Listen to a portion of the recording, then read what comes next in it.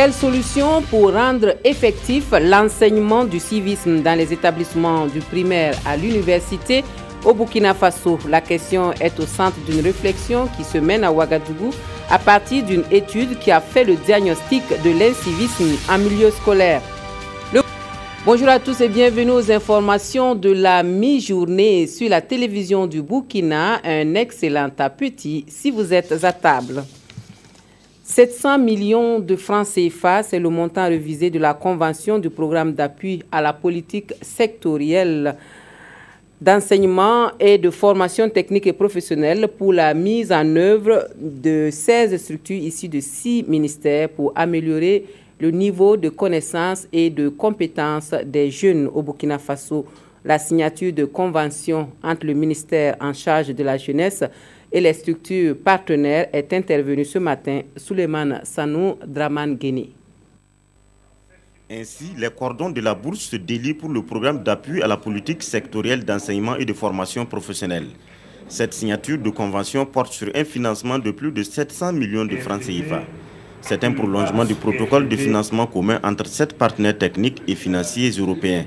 Notre ministère est fortement impliqué dans la dynamique de la formation professionnelle et c'est le sens de cette cérémonie qui rentre en droite ligne et avec les priorités du gouvernement, les priorités du PNDS, les priorités du programme quinquennal de son Excellence Roch-Marc Christian Kaboré, qui veut faire du capital humain un vecteur de la croissance au Burkina Faso. Adopté depuis 2008, ce programme concerne les départements ministériels dont la première mission sont l'éducation et la formation professionnelle. Il s'agit entre autres du ministère de la Jeunesse, des enseignements, de l'agriculture. Pour nous, ça représente des instants très forts de décision, d'engagement, de responsabilité pour permettre à des formateurs au métier des centres d'éducation de base non formelle de s'approprier les documents référentiels de formation des CBNF. Le ministère en charge de la jeunesse appelle ici l'ensemble des bénéficiaires du programme à une bonne coordination des actions et à une meilleure communication pour plus de succès. Repenser l'éducation des élèves dans les établissements d'enseignement du Burkina Faso, c'est l'objectif d'une étude qui a fait le diagnostic de l'incivisme en milieu scolaire. Selon l'étude, le manque de modules sur le civisme est l'une des causes du phénomène, d'où la réflexion menée par les acteurs sur la solution pour rendre effectif l'enseignement donc du civisme du primaire à l'université. Yacouba Gamene Tanga Kafando pour plus de précisions. Faire de l'école burkinabé un havre de paix et y restaurer les valeurs morales, c'est ce à quoi s'attellent les différents acteurs de l'enseignement et de la promotion civique réunis à cet atelier. Les participants réfléchissent sur l'introduction des modules sur le civisme dans les différents ordres d'enseignement. Le processus est un peu long, mais l'essentiel, c'est de pouvoir l'entamer.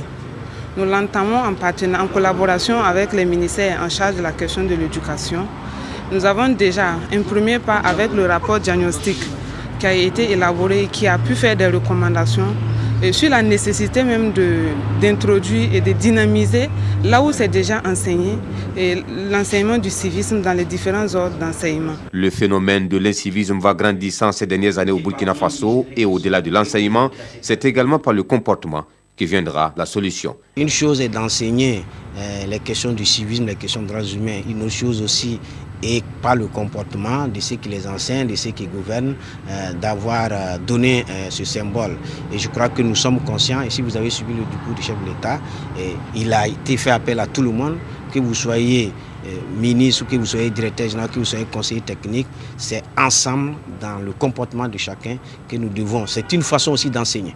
Repenser l'école, c'est l'objectif du document qui sera validé à cette rencontre, un document qui servira d'outil de référence pour la lutte contre l'incivisme en milieu scolaire. Le ministre en charge de la solidarité nationale réagit à la situation de la jeune fille Inès Songré dans la commune de Pouitenga qui a été contrainte à abandonner les bancs. Inès sera hébergée par l'association pour l'éducation des filles en difficulté du Kouritenga et elle pourra suivre les cours au lycée municipal de Koupela. Désiré Ilboudo, Mamadi Ouedraogo pour les précisions. Inès Songré va pouvoir rejoindre ses camarades et réaliser ses rêves. Suite au reportage portant sur son abandon des salles de classe, diffusé par la RTB le 14 janvier 2017, le ministère de la Femme, de la Solidarité nationale et de la Famille, en collaboration avec des personnes ressources de la province du Kourou-Tenga, a immédiatement réagi. Arrivé à Koupéla, nous avons tenu aussi à échanger avec les autorités sur place. Selon leur dit, c'est depuis le 21 décembre passé qu'ils ont tenu l'excellence au titre de la province pour l'année 2016. Ils avaient déjà entrepris la demande pour lui trouver une place dans un lycée à Koupéla, c'est déjà un acquis.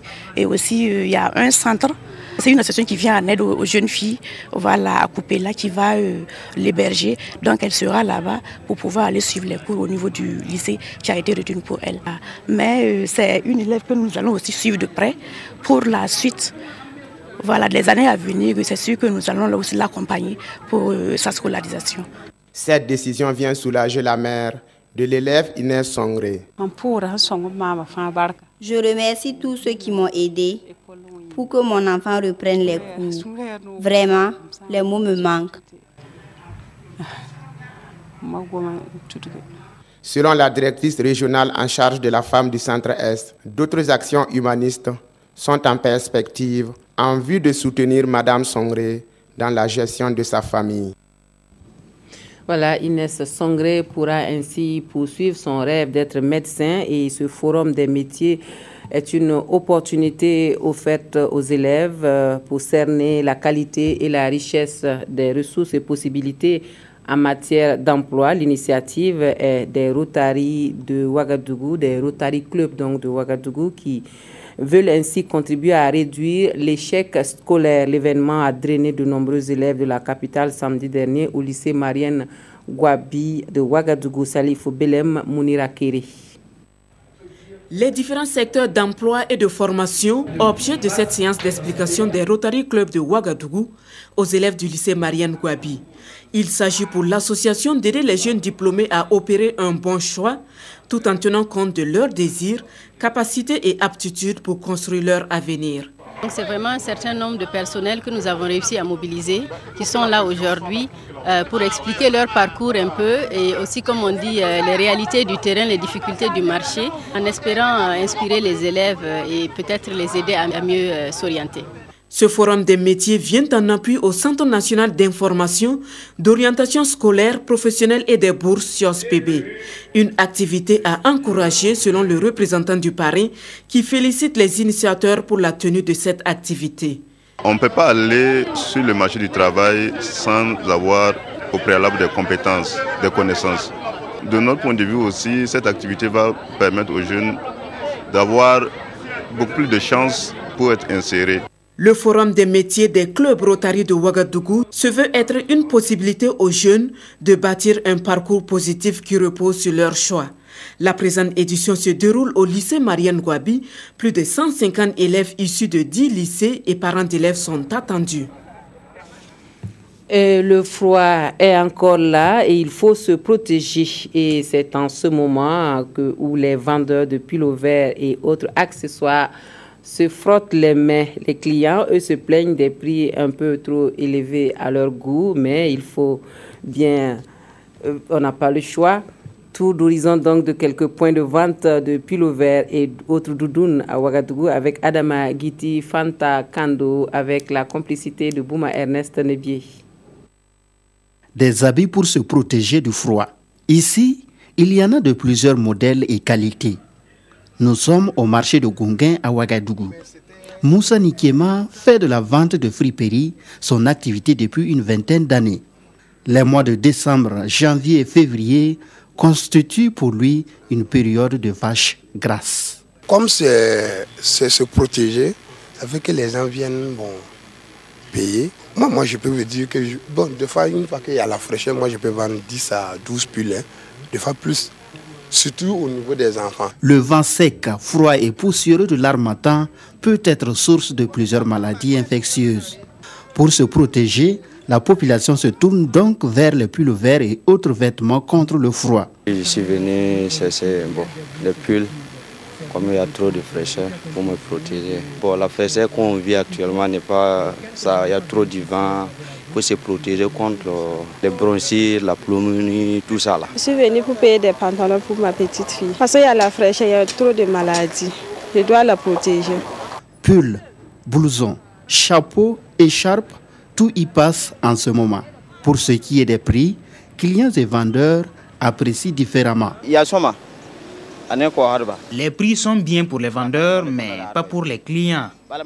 Je voulais un blouson que le vendeur a refusé de me céder à 2000 francs. J'ai donc pris un de 1000 francs. C'est un peu cher par rapport au moment de la chaleur. Au moment de la chaleur, c'est un peu moins cher. Mais au moment de la fraîcheur, là, tout est cher. Ce n'est pas cher. Quand ça quitte l'Europe, c'est moins cher, mais ce sont les taxes et les coûts de transport qui font que les prix augmentent. En attendant au moins la mi-mars, fin de la période de l'harmattan, la vente des vêtements contre le froid continuera certainement à drainer du monde. Cela au grand bonheur de leurs vendeurs. Changement à la tête de la Chambre des mines du Burkina Faso. Eli Ouedraogo passe la main à Tidiane Bari pour un mandat de 2 ans. La nouvelle équipe s'engage à renforcer les acquis et les capacités opérationnelles de la structure qui œuvre pour la promotion de l'industrie minière burkinabé. La passation de charge a été suivie d'une conférence de presse en présence de Jean Zongo et Yolande Lompo. À la Chambre des mines du Burkina, le docteur Eli Justin Ouedraogo passe le témoin à Tidiane René Bari, celui-là même qui a œuvré de par le passé à la promotion de l'industrie minière en qualité de vice-président de la dite Chambre. Actuellement directeur des affaires corporatives d'une société minière de la place, c'est un homme averti qu'il prend les rênes de cette structure pour un mandat de 2 ans. Nous allons faire en sorte que la Chambre des mines puisse vraiment mettre l'accent sur une communication vraiment permanente avec l'ensemble des parties prenantes du secteur minier et même l'opinion publique de façon générale. Le secteur reste toujours incompris et il nous appartient donc de jouer notre partition, faire en sorte que les gens sachent que c'est un secteur qui représente un vrai levier pour le développement économique et social de notre pays. Nous mettons l'accent notamment sur les questions de responsabilité sociale de l'entreprise, de nos membres. Nous mettons également l'accent sur la fourniture locale de biens et services miniers. Sitôt la passation de charges terminée, la nouvelle équipe a animé une conférence de presse pour mieux faire connaître les actions menées par la CNB. De 2008 à 2015, le secteur minier a apporté près de 916 milliards de francs CFA de contributions directes au budget de l'État. Et en vue de limiter les conflits sociaux dans ce secteur, la Chambre des mines du Burkina, créée en 2011, est en négociation avec les partenaires sociaux pour l'adoption d'une convention collective sectorielle. En sport, Jean Yameogo, lui, est réélu pour un 2e mandat de 4 ans au sommet du Comité national olympique des sports burkinabé. Les délégués des fédérations sportives lui ont renouvelé leur confiance le week-end dernier à Koudougou. C'était au cours de l'Assemblée générale élective qui, dans la même veine, a adopté le bilan du bureau sortant, Kwale Nebie Dabakini. Il dirigera le Comité national olympique des sports burkinabé pour 4 années encore. Les présidents des fédérations sportives ont renouvelé leur confiance à cet homme. Singapinda Jean Yamego, 22 voix sur 22, sans doute pour le travail abattu par son équipe. Je pense que c'est les résultats. Et puis nous travaillons ensemble. À chaque fois qu'il y a des problèmes, des conflits, nous essayons de nous asseoir et puis régler ensemble. Il n'y a pas de raison que le bilan soit contesté parce que c'est un bilan commun. Il y a eu beaucoup de formations aussi pour les dirigeants et on a envoyé suffisamment d'entraîneurs à l'extérieur qui sont allés se former. Je pense que tout ça là c'est des acquis. Nous allons essayer de renforcer les acquis. Pourquoi pas trouver d'autres projets pour compléter ce que nous avons déjà bâti. L'acquis principal aura été la construction du siège du comité et des fédérations sportives, ainsi que la salle des sports de combat et des sports de main. Un chantier en cours de finition. Le président Jean Yamego entend renforcer les acquis et travailler surtout au rayonnement du sport burkinabé à travers le monde. Et au Burkina Faso, pour finir, un seul sujet qui fait l'actualité dans les journaux, c'est la phase finale du procès des éléments de l'ex-RSP. Les parutions de ce jour reviennent sur les réquisitions du parquet et les plaidoiries des avocats de la défense. La revue de presse avec Touboum Evelyne Dabiri. C'est la réquisition du parquet et les plaidoiries de la défense du procès des militaires de l'ex-RSP que rapportent les parutions de ce jour. Un procès pour détention illégale d'armes à feu ou de munitions, de complots militaires et d'associations de malfaiteurs, rappelle le journal Le Quotidien. Et à cette audience du 16 janvier, explique l'observateur Palga, le commissaire du gouvernement a rapporté les actes planifiés par les accusés. Attaque de la poudrière de Yimdi pour s'approvisionner en armes, attaque de la MACA pour exfiltrer les ex-RSP, attaque de la gendarmerie et des domiciles de certains militaires, exécution de certains officiers pour avoir permis la dissolution du RSP avec un traitement spécial réservé au général Pengrenoma Zagré qui devait souffrir avant de mourir. Et en cas d'échec de l'opération poursuit l'accusation dans les colonnes de Sidoya, il prévoyait de piller la BCAO, de créer une rébellion et de prendre le nord du Burkina Faso, région minière. Pour ces faits, l'accusation requiert entre 24 mois avec sursis et 20 ans ferme. Une réquisition qui concerne aussi les deux civils inculpés, en l'occurrence le conducteur du taxi-moto et le marabout, explique Le Pays. Aujourd'hui, au Faso lui rapporte les plaidoiries des avocats de la défense qui demandent au tribunal la relaxe de leurs clients ou, le cas échéant, la peine minimale contre eux, car pour les avocats, le dossier est vide. En rappel, ce procès s'est ouvert le 20 décembre dernier. Les plaidoiries, elles, se poursuivent ce 17 janvier 2017, informe Le Pays. Voilà, avant de nous quitter, sachez que pour la CAN 2017, cet après-midi, la poule D entre en lice à Port-Gentil. À 16h, les Black Stars du Ghana seront face aux Cranes de l'Ouganda et à 19h, les Aigles du Mali défieront les Pharaons d'Égypte. À 15h, Victorien Marie-Hien vous retrouve pour le plateau spécial CAN 2017 sur la télévision du Burkina. Merci d'avoir suivi cette session d'information. Un excellent après-midi à tous et à toutes.